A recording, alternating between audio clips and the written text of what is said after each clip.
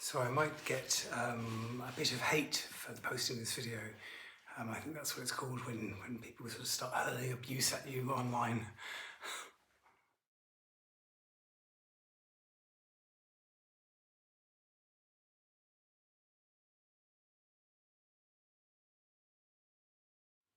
So this video today is kind of inspired by a video I saw on another YouTuber's channel. Natalie's channel is called That Parkinson's Girly, and I think she's great, and I think it's wonderful to have someone with young onset Parkinson's, younger in our community, who's contributing, and long may she continue to do so. I think it's great that she's stuck her neck out and she's offering up her story. It's not necessarily age related, because I think whatever age you are, it can be difficult to do that. But I would have really appreciated having someone her age when I was younger speaking up for people. And she mentions how when she first experienced the Parkinson's community, she felt acknowledged and embraced. But I think that's what she's doing for other people now. She's returning the favour. So yeah, I think she's great, and I'll leave a link to her channel in the comments below. And the video is being called out online. I think that's the title of the video. I think it's the sort of second video along. But I'll try and leave a link in the comments section below. And yeah, before I say anything, I don't know the ins and outs of the story. In the video, Natalie mentions that she was posting her videos on a site, not on YouTube, another site.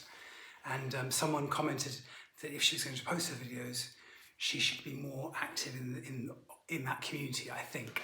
I think that's kind of what I got from, unless I'm reading the situation wrong. And it kind of got me thinking really about how when I was first diagnosed, I was younger like Natalie. Natalie was 32, so I wasn't quite that young, but I was 37. And I was really daunted by going on forums, or I certainly wouldn't have done a YouTube channel. I found that prospect of kind of joining a community, either in face-to-face or online, a really daunting prospect, because I was aware that Parkinson's mainly affects older people. And I was just fearful really of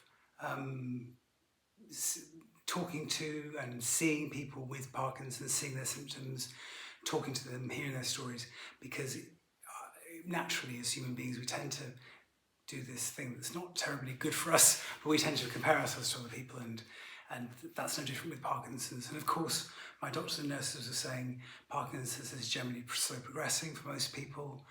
It's a very individual disease. We all get our own version of Parkinson's. And you know, now I'm much better at not doing that compare and contrast thing. But in the first few years, it was really difficult, very difficult for me to not look at somebody else with Parkinson's and think, oh God, that's where I'm going to be. And I think that when you're a younger person being diagnosed, you look ahead to a disease that primarily affects people in their older age, and you think, what's going to happen for me? So yeah, in Natalie's video, she talks about how I don't know what the content of her video was, and she was very gracious about it, and the comment didn't sound terribly critical, like she said. But somebody commented, yeah, said the comment, if you're going to be part of this community, I'm misquoting her now, but if you're going to be part of this video, this community, you should contribute more, or you should do something. And I guess what it brought up for me is this feeling that I wanted to share, which is this is probably not going to be a very popular feeling among the community, or among many people with chronic illness maybe. But when I first went on Parkinson's UK forum, I really didn't find many people who I could relate to in terms of how they were expressing their views and their stories of Parkinson's. Not because their stories didn't mean anything or weren't valuable, and certainly I believe in freedom of speech, so I'm quite happy to be on YouTube or any other forum where people are expressing their different opinions and their different pathways or their different suggestions or recommendations. But I just believe that people should have, if you're going to put your neck on the line and do something like a YouTube channel or share your story publicly in whatever way, you you have to accept that people disagree with you, but also I wouldn't dream of criticising somebody for putting themselves out there in that way. So I guess my feeling about that person's comment to Natalie was just that, really. I think I don't believe that we should censor other people within the community. I also don't think I can represent people in my community. I had the brief I gave myself before I created this YouTube channel was just to be as honest as I could be about my experience of Parkinson's and my journey, and to try not to kind of censor other people's experience in the meantime. I have no idea whether I've achieved this goal, but I just don't believe in your experience of Parkinson's. It's very different to my experience of Parkinson's. All I can do is share with you my journey and some of the things that might have helped me as suggestions, not telling you what to do. I'm not a great fan in people within the community judging other people's content or opinions, because often those opinions and those ways of dealing with things are so personal to that person that they can be quite upsetting. And so I do hope in my videos that I'm being as sensitive as I possibly can, but also being very honest. For me, Parkinson's is neither positive or negative, and certainly the YouTube algorithms suggest that you need to find your niche and present your niche and just stick with that. I'm not going to do that because Parkinson's to me is a very mixed bag. I have days where I wake up and I feel incredibly positive. I'm very, very fortunate in my life. I've got lots to be thankful for. That never changes, whether I'm having a bad day or a good day. I live in a lovely, beautiful house. I have food on the table, a roof over my head, a husband I love, friends, a rich life. I still enjoy life, and I'm 12 years post-diagnosis now, and actually 15 years since I first got physical symptoms. I do think that positive thinking is great because you can rewire your brain and create new neural pathways. That's something I've had to learn because I used to be somebody who was very glass half empty. But I also have a history of depression, and I still experience incredible anxiety. And I also have very dark days with Parkinson's. So my brief was to create a channel that I thought was that I can only do me. I can't do somebody else's YouTube channel. So my brief was to be as honest and forthcoming and unflinching as possible, and to show every aspect of Parkinson's, to show myself in an off state on my bad days as a way of raising awareness, but also to show things that I found helpful, like meditation and my relationship with nature and exercise. So a kind of mixed bag, really, because I think that Parkinson's is a mixed bag. When I was first diagnosed, before anyone professional or in my personal life, before anyone had asked me how I feel about being diagnosed, what my feelings were, I had leaflets handed to me about people telling me to fundraise and join the community and do this and do that. And I just really feel very strongly that when you're first diagnosed, just take a breath, do things at your own pace. If you're the kind of person that needs to fundraise straight away, or you need to travel the world, great, do that. But if you're the kind of person that just needs to kind of go into your room and go into a little hole for a while and process difficult emotions, do that. Do whatever works for you. But don't listen to what other people want you to do, because that's what they're doing. Just do what you need to do, I think. And if other people don't like that, then what can you do? They won't like that.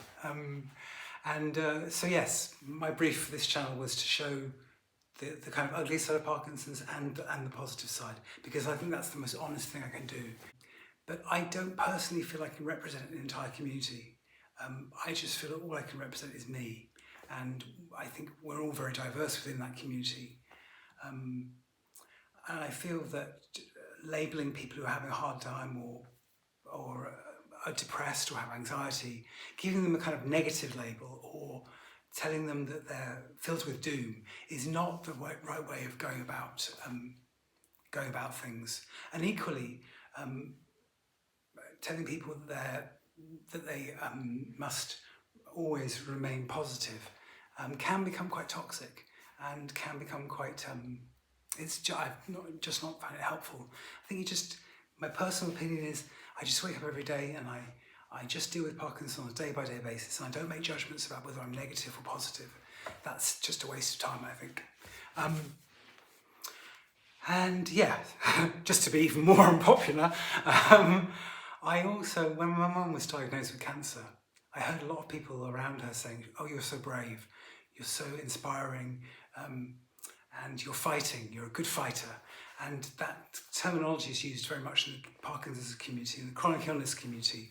You're a fighter, you're a warrior, you're, he died fighting cancer. That kind of stuff you come across a lot. And just for me, that kind of terminology is really unhelpful. I do accept and I understand and I respect that for a lot of people, it's very helpful to have that fighting thing as a motivation. For me, I don't want any aggression in my journey with Parkinson's, so I don't see it as fighting as so much as managing symptoms.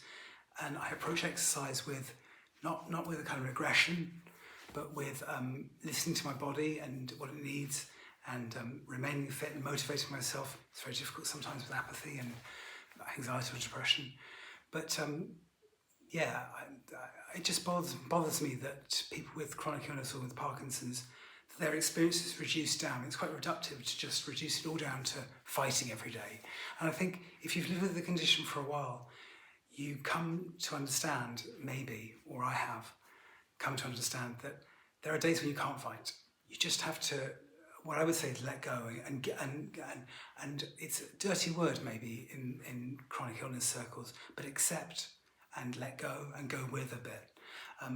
It's just my personal opinion that you're always walking on a tightrope with Parkinson's, and it's easy to kind of, for me to judge myself by, if I don't meet the expectations that sometimes I feel the community has of me or the world has of me, of being a fighter who's always fighting my disease, then I fall off the tightrope and I'm negative. If I accept my diagnosis, then somehow I'm laying on the floor and kind of letting Parkinson's take me over. The thing I've found about accepting a diagnosis like Parkinson's is it's always in a flux of change. It would be very easy for me to say I accept my diagnosis fully now, but in 10 years' time, I might not accept the diagnosis. As things get tougher, I might find it harder to accept.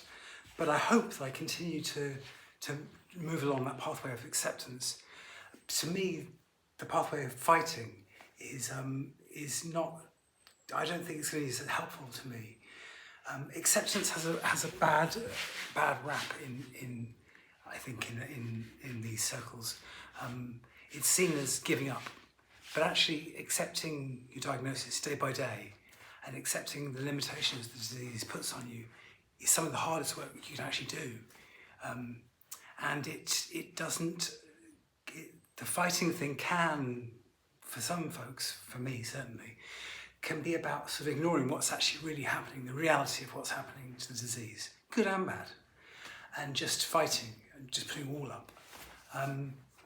It's kind of like when you have a really bad symptom, like pain or something, and you try and distract yourself. Distraction is great, but it doesn't really work, because if I distract myself by watching a movie or looking at a wonderful view or painting, the pain's still there when I've stopped painting or watching the film. So I found that I've had to cultivate different ways of actually dealing with this condition, and things like distraction or fighting, they're very useful. They have their place, and if they work for you, please ignore everything I'm saying.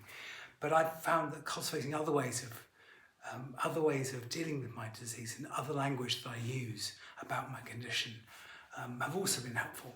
I feel, as you can probably tell, I feel quite passionate about this. I suppose we're all individual and we're all doing our own path. But the thing about the fighting thing with chronic illness is it completely negates any positive stuff, any positive development in yourself, emotionally or intellectually or spiritually, that living with a chronic illness can bring. And I know this might not be a popular thing to say, but I owe a lot to Parkinson's. It's taught me a lot. It continues to teach me a lot. I think it's true to say that Parkinson's is an absolutely dreadful, awful devastating, chronic, incurable disease. Those are all facts. But I think it's also very, very true to say that Parkinson's can be a great spiritual teacher. It's taught me to be more open as a person. I don't think I would have met my husband had I got Parkinson's. I wouldn't be living where I was living. You know, there's many positive things that come with this experience too. And I don't know if that's talked about enough. And I think when we're limited to just being people who just fight, to me that's detrimental, and it's not really seeing the variety and colour that comes with having a disease like Parkinson's. Anyway, let the hate begin. I hope you're all having a great day, and if you're in the UK surviving the heat, I'm sending lots of love. Thanks for watching.